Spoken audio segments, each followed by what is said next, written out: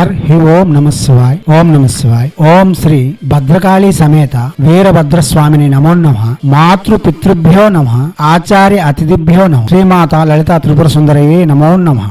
శివశక్తి స్వరూపులారా, మనం కాళీమాత యొక్క 15 మంది నిత్యుల యొక్క మంత్రము చెప్పుకుందాం. ఇప్పుడు మాత్ర నిత్య యొక్క మంత్రయోగం చెప్పుకుందాం. ఈమె అర్ధరాత్రి క్షుద్ర శక్తుల యొక్క అధిష్టానం వహిస్తూ ఉంటుంది. ఈమె యొక్క అనుమతితోనే సర్వవిధములైన తంత్రయోగములు, క్షుద్ర పరివారములు పనిచేస్తూ ఉంటాయి. ఈమె ఆధీనంలోనే ఉంటారు. ఒక్కొక్క నిత్య కొంతమంది గణములకు అధిష్టానం వహిస్తూ ఒక సబ్జెక్ట్ వేజ్ గా పనిచేస్తూ ఉంటారు. అంటే ఈ 15 మంది నిత్యాలు 15 డిపార్ట్మెంట్లకు అధిష్టానం వహిస్తూ ఉంటారు. ఎలాగైతే ప్రధానమంత్రి ఇతర మంత్రులు శాఖాపరంగా ఉంటారో, ఈ నిత్యలు కూడా కాళీమాత యొక్క పరివారంలో ఆ శాఖకు అధిష్టానం వహిస్తూ కాళీమాత యొక్క వైభవమును మరియు ఆమె యొక్క ప్రభావమును భక్తులకు, ప్రపంచానికి చూపిస్తూ తమ యొక్క ఉన్నతిని కాపాడుకుంటూ ఆ వైభవాన్ని ప్రదర్శిస్తూ ఉంటారు. అటువంటి వారిలో ఈ 13వ నిత్య మాత్రా నిత్య, ఈమె రాత్రి వేళ చేసే సకల ప్రయోగములకు అధిష్టానం వహిస్తూ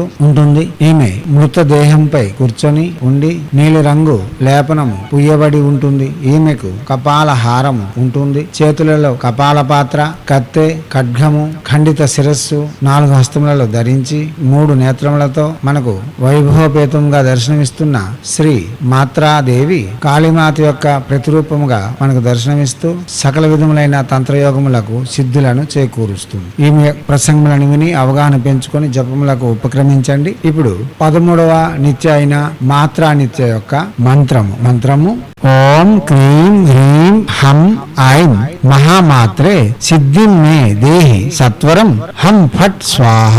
మంత్రం మరోసారి ఓం క్రీం హ్రీం హం ఐం మహామాత్రే సిద్ధిం మే దేహి సత్వరం హం ఫట్ స్వాహ. మంత్రం మరోసారి ఓం క్రీం హ్రీం హం ఐం మహామాత్రే సిద్ధిం మే దేహి సత్వరం హం ఫట్ స్వాహ.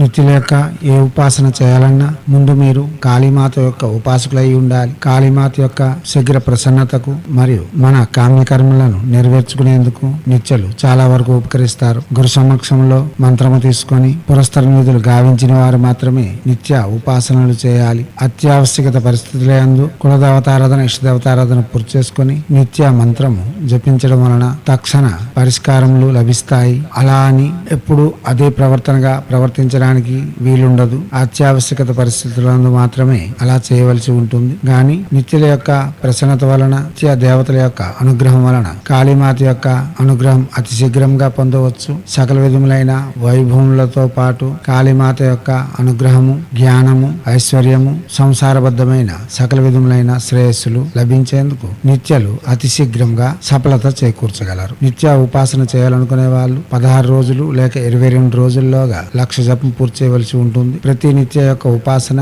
కాళీమాత యొక్క పీఠ పూజ జరిగిన తరువాతే, అనగా కాళీమాతను పీఠంలో ప్రతిష్ఠించి కాళీమాతను యథాశక్తి షోడశోపచార పూజ, పంచపూజలు చేసిన తరువాతే అష్టదిగ్బంధనాది విధులు గావించి తర్వాత నిత్య యొక్క జపం చేయవలసి ఉంటుంది. అవగాహన పెంచుకునేందుకు ప్రసంగములను వినండి. అవగాహన పెంచుకొని జపములకు ఉపక్రమించండి. చేయండి. చేసి తగు ఫలితములను పొంది మనస్కామ్యములన్నీ తీర్చుకోవడంతో పాటు భయ నివారణ కలిగిన, భయరహితమైన, ఆనందభరితమైన, యోగ్యయుతమైన జీవితం కొనసాగించాలని కోరుతూ హైందవ సనాతన ధర్మ ఋషులు మన కోసం నిర్మించి అందించిన విద్యలు వినియోగించుకొని భారతీయ సంస్కృతి సాంప్రదాయాలు కాపాడుతూ మన శాస్త్రాలలోను మరియు ఆచారాలలో దాగి ఉన్న మర్మ రహస్యాలను ప్రపంచానికి వెలుగెత్తి చాటేందుకు మీ వంతుగా కృషి చేయాలని కోరుతూ ఎప్పుడు మీ సేవలో రత్నశ్రీ హిందూ సేవా సమాజ్ ఆచార్య భీమ్ సింగ్ రవికుమార్ ఆఫ్ నిఖిలానంద సాగర్ మహారాజ్.